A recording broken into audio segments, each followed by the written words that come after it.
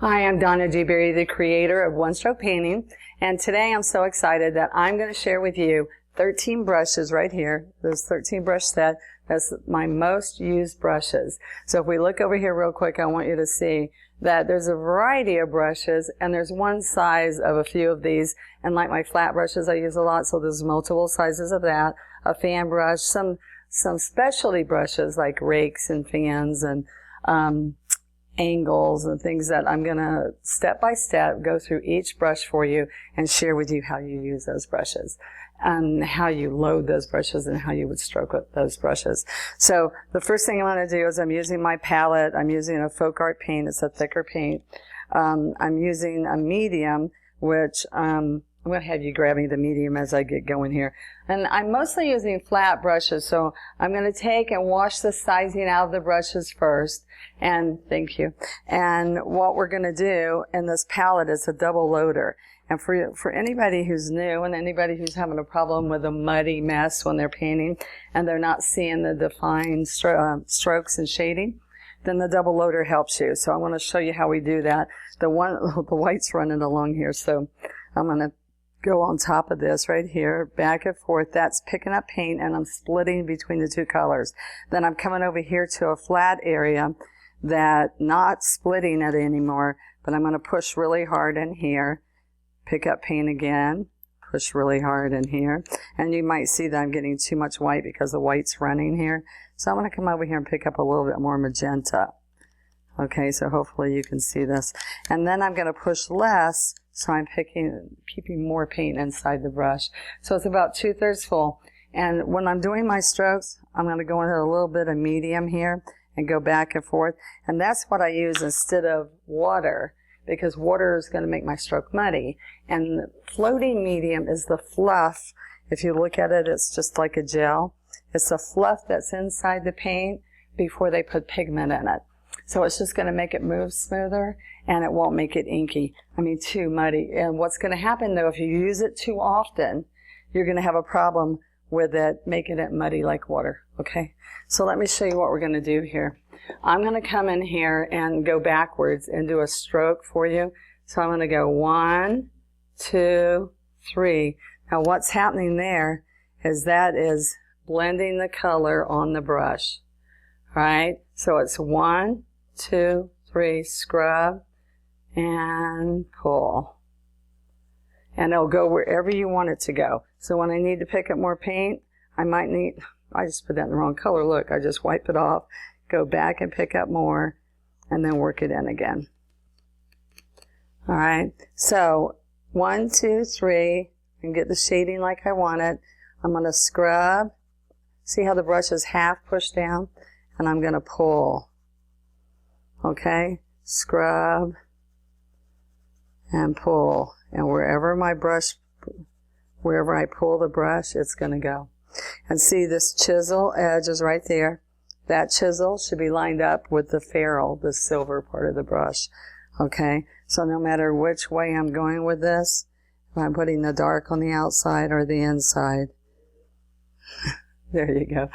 You can hear my puppy. He wants us to pay attention to him. Okay, so this brush shades, blends, wiggles, does any of these strokes that you want it to do. Okay, and with all my strokes, that's why we need a very good brush that springs, and we need a brush that will hold the paint, springs up when I come up to the chisel again, back down, and then springs back up again. All right, that's the most important thing. That's why my brushes are made like they are. Slide, come down, wiggle, stand up, and come down. Okay, I'm going to go to the next size brush. Now, there's a 16. People really like the 16 because when they're nervous about using the 3/4, that's the big one. I was just using the largest flat brush in my set is a 3/4. The 16 is becoming the more popular brush. And you want to use the largest brush that you feel comfortable with. Well, I mean, if you feel comfortable with a 16, go to a 3/4. Feel comfortable with a 12, go to a 16.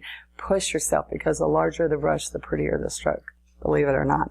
But I want to go back down to the smaller brush, which you're going to see right here, the numbers are at the top.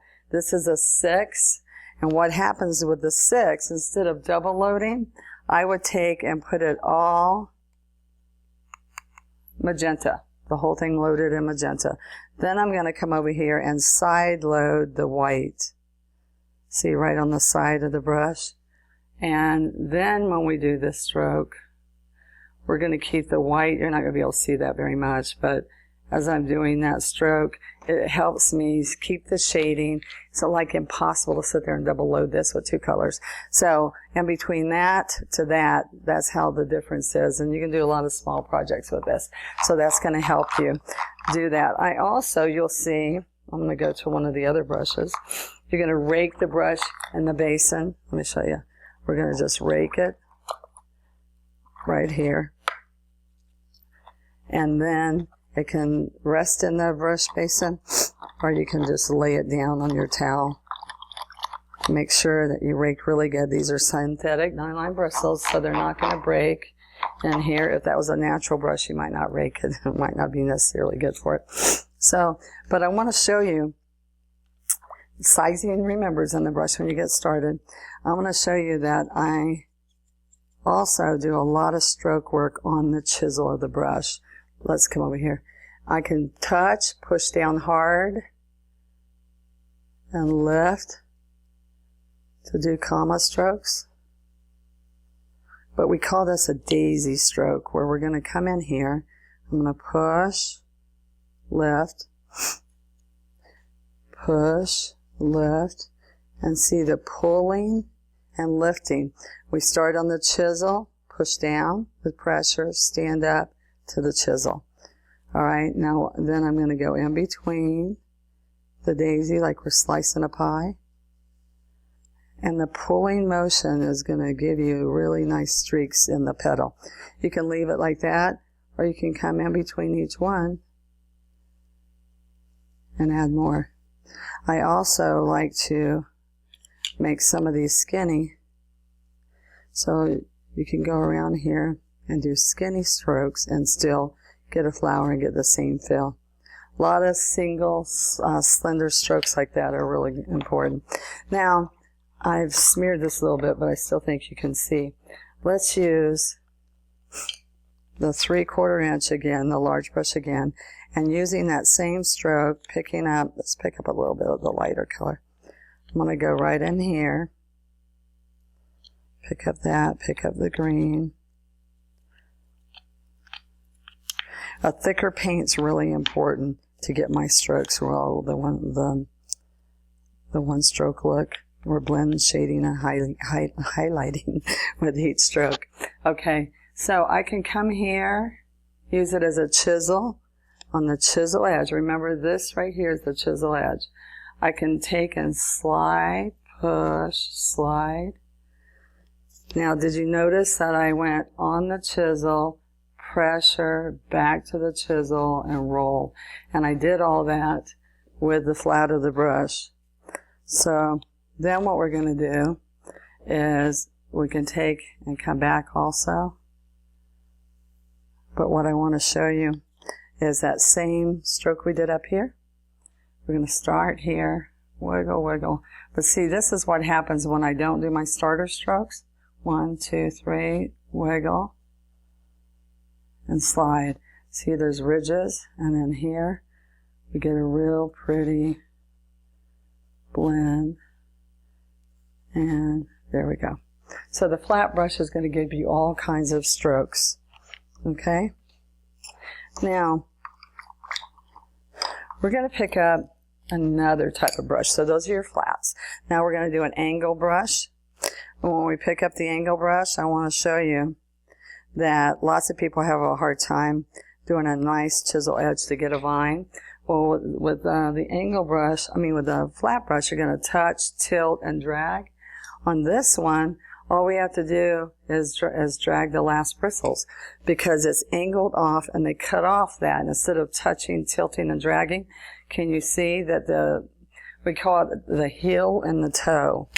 This is the toe, and this is the heel. The heel's cut away, So if we want, you just have to concentrate on what color you want to be the dominant color. Like if you want white to show, then you'd put white on the tip. Well, I want to do a vine, and I'm going to use this instead of having a big branch.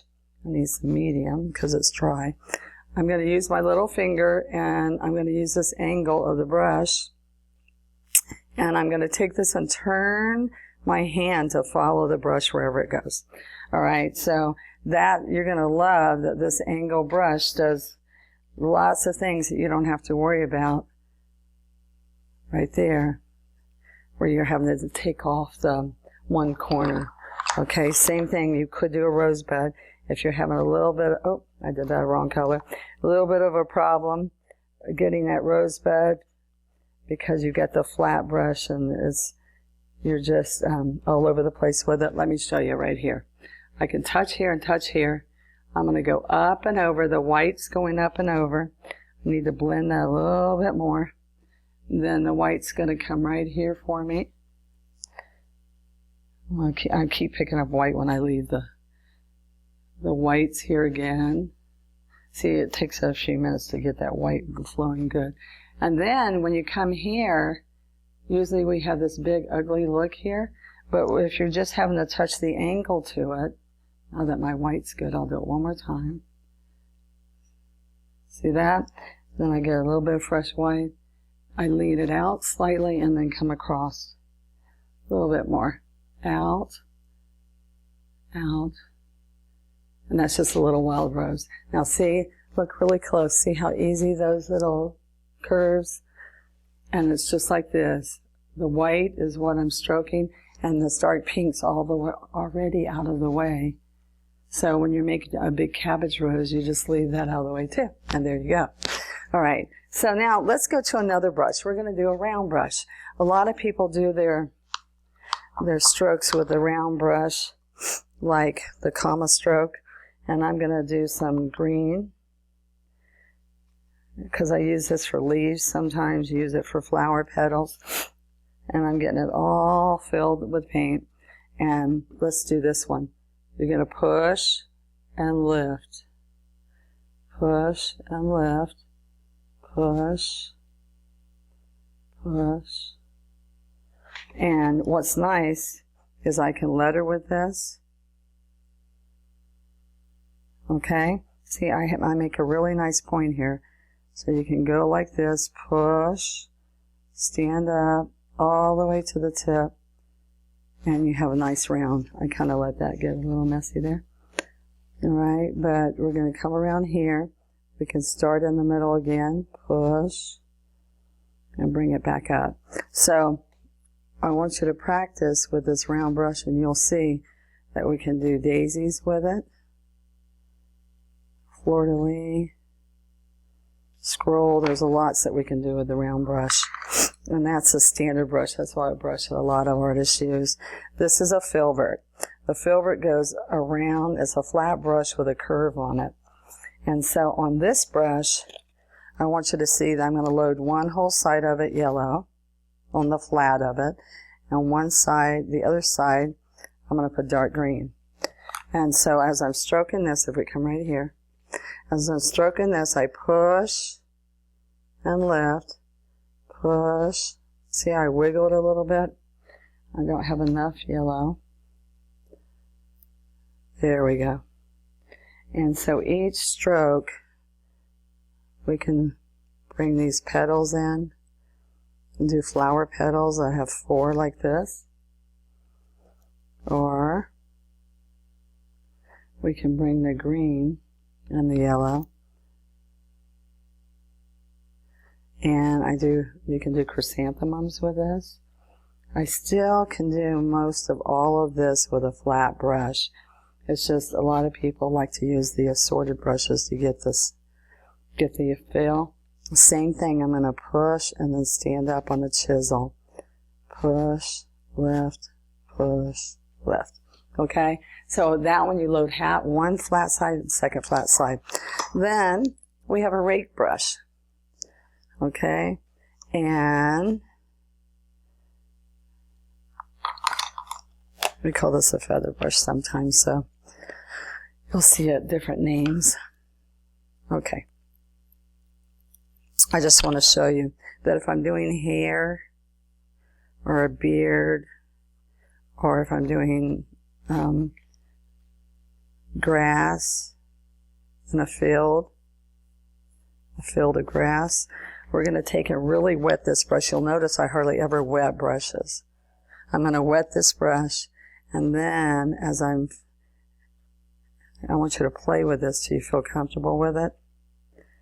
And what I do when I'm doing, for instance, fur, I might go around with one color, say black.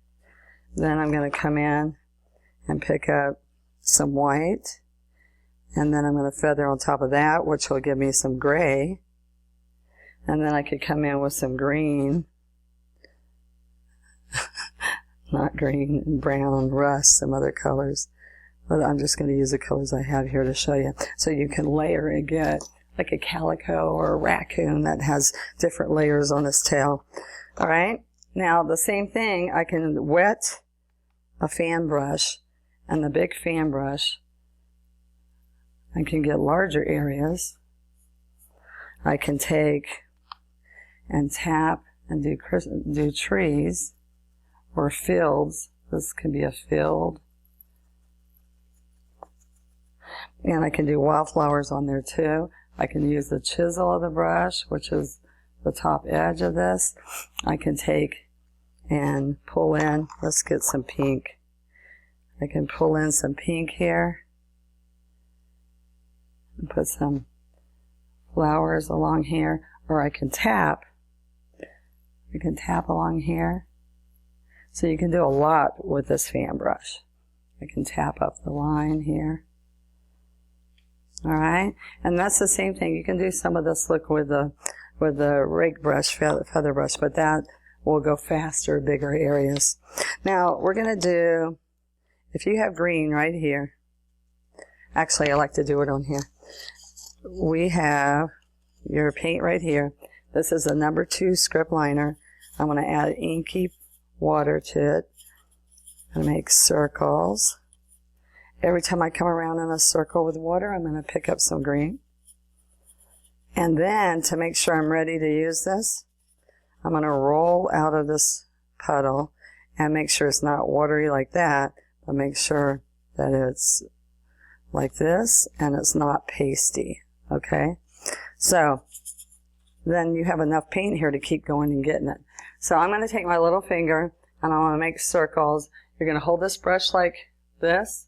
Put it up to your first knuckle, and then you want to take your fingers to steady you. And you're going to go like this, and you're going to slowly lower it till it touches, because you don't want it to fold over. And if you're up on the tip all the time, you won't get a fold. See that little fold I got there? And that's when your brush goes in and out and in. And so if I'm suspended in air, I can't get that. So if we come here, and your finger's steadying you, I want you to work on M's and then the reverse and do a couple little curls, okay? Now, that's with a liner. I also come in here and I will add curls into my vine. Or also you can clean up and add other colors, scrolls on top of your scroll work. All right? Now, my favorite brush that I have that does quite a bit for me is my Scruffy brushes, 3 sizes, okay? And you're going to fluff this brush, and the first thing to do when you get this brush, and it's going to make it better the more you use this brush, is that this is natural hairs, so I'm going to pounce down. That's just to get the the sizing out, okay? Then I'm going to fluff it, and we do this to each one of those brushes, each one of the Scruffy brushes. All right, now let's look back down here again. I'm going to pounce into 2 colors. See that? We got 2 colors on there. And you're going to lose hairs in the beginning, but that's natural.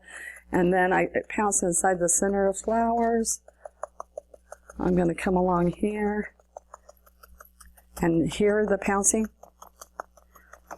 That's how you pick up, and that's how you take it off. All right? So when we go in here and we pick up paint, we don't go here and pounce it off and then go here. we pick up paint and we go right to, see how I can do another layer in there? So I can have grass coming up, but see all the shading in there? It gives you all the variety of shading in between. It's also one of the smaller sizes of that Scruffy brush. Will give you nice centers right here. And you can have the yellow at the top and the green at the bottom. So everything that you need to do your centers and your flowers, and even the little Scruffy where you can go in here and come up the center. That's more controllable, and especially when you do small flowers. Okay, so we're multi-loading more than one color usually. Water-based acrylics is the best thing to use it for, or I have people who've done watercolor with it. So we have a Filbert, round, rake, angle, flats, Scruffies, liners, and more. So I hope you enjoy this. I hope it helps you understand what the brushes are used for, and I want to see you painting out there. So go to www.dewberrycrafts.com.